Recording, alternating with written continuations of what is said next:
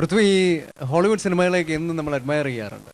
പക്ഷേ ഇന്ത്യൻ സിനിമയുടെ പെർസ്പെക്റ്റീവിൽ ഹോളിവുഡിനേക്കാളും വലിയൊരു ട്രെൻഡ് ഉണ്ടാക്കിയ സിനിമകളാണ് അശോക, രാവൺ തുടങ്ങിയ സിനിമകളൊക്കെ. ഞങ്ങൾക്ക് അറിയേണ്ടത് സന്തോഷ് ഏട്ടൻ്റെ പെർസ്പെക്റ്റീവിൽ നിന്നുകൂടെ പൃഥ്വി ഞങ്ങളൊന്ന് ഡിസ്ക്രൈബ് ചെയ്യണം. ഈ ലൊക്കേഷൻ, ക്യാരക്ടേഴ്സ്, എങ്ങനെ വിദ്യാബാലൻ ഇതിൽ വന്നു, ജെനീലിയ ഡിസൂസ വളരെ സ്കിന്നി ആയിട്ട്, ഒരു പക്ഷേ ഈ ക്യാരക്ടറിന് ഞങ്ങൾ എക്സ്പെക്ട് ചെയ്യുന്ന കുറച്ചുകൂടെ ഫിസിക്കുള്ള ഒരു ക്യാരക്ടറാണ്. ഒരുപാട് ഡിസഗ്രിമെന്റ്സ് ഉണ്ടായിരുന്നു സന്തോഷ് ചേട്ടനും ഞാനും തമ്മിൽ. ഞാൻ എപ്പോഴും ചേട്ടനൊരു കാര്യം സജസ്റ്റ്, ചേട്ടാ അത് എങ്ങനെ ശരിയാവുമെന്നാണ് ആദ്യം ചോദിക്കുന്നത്. ഫോർ എക്സാമ്പിൾ, നമ്മൾ മാൽഷേജ് ഘാട്ടിൽ എന്ന് പറയുന്ന ഈ സ്ഥലത്ത് രാവണൻ ഷൂട്ട് ചെയ്ത മാൽഷേജ് ഘാട്ടിലാണ് അതിന്റെ ക്ലൈമാക്സ് പോർഷൻസ്. പക്ഷെ രാവണൻ ഷൂട്ട് ചെയ്ത സ്ഥലത്തല്ല ഈ സിനിമ ഷൂട്ട് ചെയ്തിരിക്കുന്നത്, കുറച്ചുകൂടെ അതിന്റെ ഉള്ളിലേക്കാണ്. ഫസ്റ്റ് ഡേ അവിടെ പോയപ്പോൾ ഞാൻ ചോദിച്ചു, ചേട്ടാ ഇത് ഇറ്റ്സ് ജസ്റ്റ് ബെയർ ലാൻഡ്, ഇവിടെ നമ്മൾ ഓക്കെ സെറ്റ് ഇടുന്നു, പക്ഷെ ഇത് എന്താണ്, നമ്മൾ എങ്ങനെ? സന്തോഷ് ചേട്ടൻ വിൽ സി എന്നൊക്കെ പറഞ്ഞ്. പക്ഷെ ultimately what is happening is he knows what ഈ ക്യാമറയ്ക്കുള്ളിലെ ഫ്രെയിം എന്ന് പറയുന്ന ഈ ഒരു റെക്ടാങ്കിളിനകത്തൂടെ എന്ത് കാണും എന്നുള്ളത് ക്യാമറ ഇല്ലാതെ വിഷ്വലൈസ് ചെയ്യാൻ പറ്റുന്ന ആൾക്കാരാണ് cinematographers. And obviously he is a fantastic cinematographer. അപ്പോൾ so he knows what he wants to see. ഒരു ലൊക്കേഷനിൽ പോയാൽ സന്തോഷ് ചേട്ടൻ will exactly see what he wants to see. നമ്മളൊക്കെ കാണുന്നത് what the place shows as ആണ്.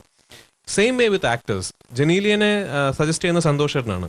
അപ്പം ഞാനും ആദ്യം ചോദിച്ചു, എൻ്റെ ചേട്ടാ ജാനേത്തൂയ ജാനനായും ബോയ്സും ഒക്കെ ഞാനും കണ്ടതാണ്, അറക്കൽ ഐഷയായിട്ട് എങ്ങനെയാണ് ജനീലിയ ശരിയാവുക? സത്യമായിട്ട് ഞാനും ചോദിച്ചു, like all of you just as, ഞാനും ചോദിച്ചു.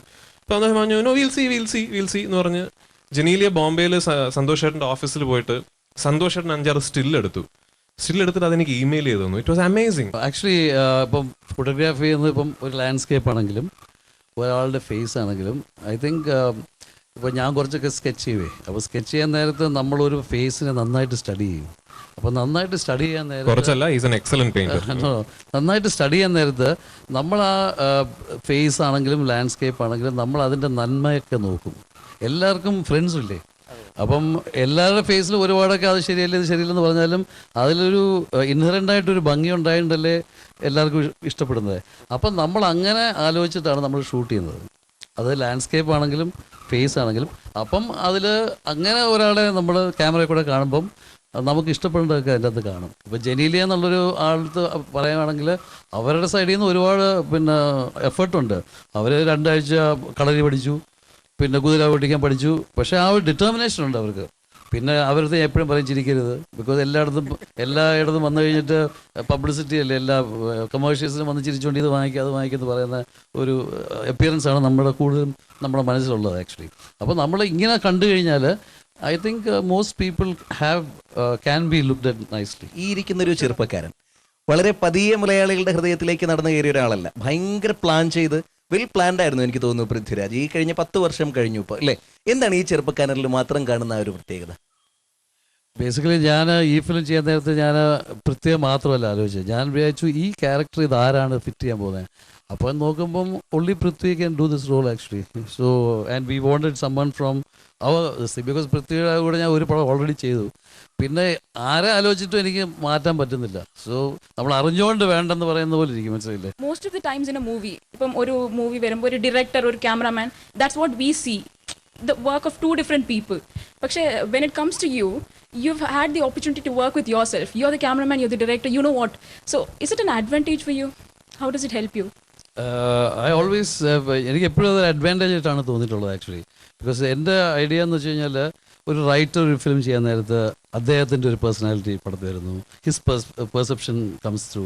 ഒരു സപ്പോസിങ് ഒരു മ്യൂസിക്കലി ഇൻക്ലൈൻഡ് ആയിട്ട് ഒരാളാണെങ്കിൽ his perception comes through. So as a cinematographer I think it should also my perception should come through as a visual this thing. And അതുകൊണ്ടാണ് because I always feel visual medium is a universal medium. അതുകൊണ്ടാണ് ഞാനിപ്പം പിന്നെ may be അമേരിക്കയിലും ഇംഗ്ലണ്ടിലും ഒക്കെ പോയി shoot ചെയ്യുന്നതും, because it's a visual medium. So ആ visual language is something that everyone understands.